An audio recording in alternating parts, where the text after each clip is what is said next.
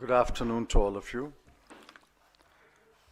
I have great pleasure in introducing Professor M.V. Rajiv Gowda and his team, consisting of Akash Satyawali, Sneha Elizabeth Koshi, Ashmi Sharma, and Ishan Krishna.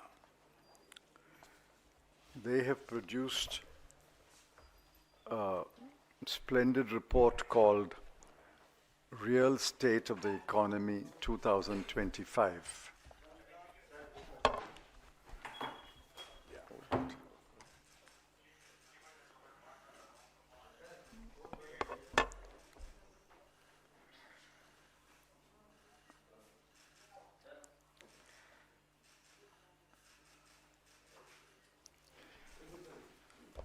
Many of the facts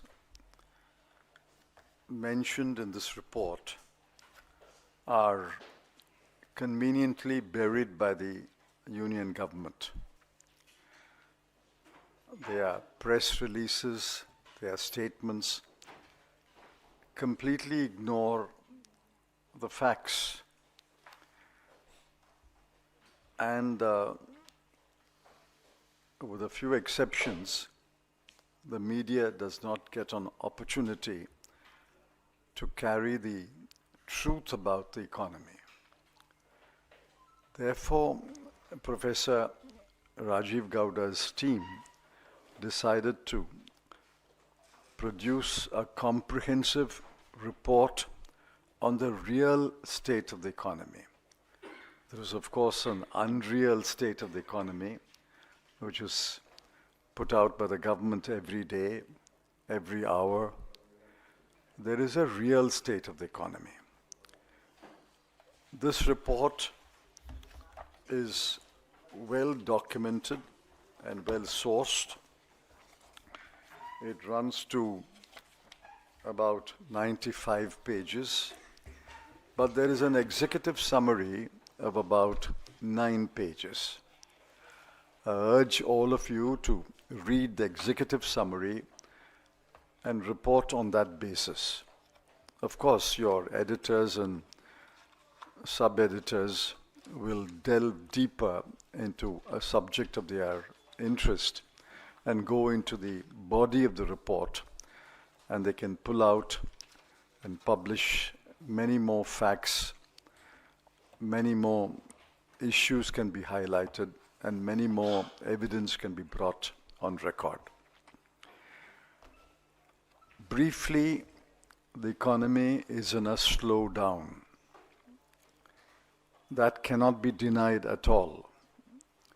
However much the government may try to do that, the economy is a slowdown, and it is maybe falling up to 2% of the previous year's growth.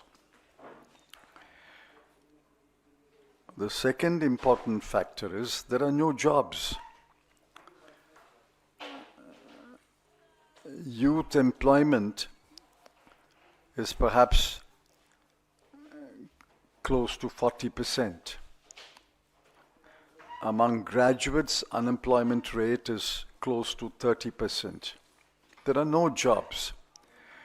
Despite the letters handed over from time to time by the Honorable Prime Minister, the jobs are being created. Those letters of appointment are filling jobs already vacant. They are not creating jobs. The third is wages have stagnated for 4 or 5 years, especially rural wages, agricultural wages, daily workers. Wages have stagnated for 4 or 5 years. In the meanwhile, inflation is raging. Look at food inflation, education inflation, and healthcare inflation. All are in double digits. Food, education, and healthcare inflation are in double digits. While inflation has been raging for 2 or 3 years, and in many cases in double-digit inflation, yet the wages have stagnated. And finally, there's huge inequality. Nobody's denying that the upper crust of 1% is extremely wealthy. I concede even the middle class, the top 20 or 30% may be better off. But what about the remaining 70%? The population lives on about 100 to 150 rupees a day.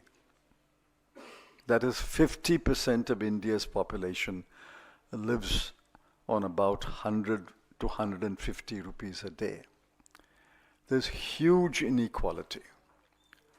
And that gap between the rich and the poor is growing. And government has done nothing to address this inequality.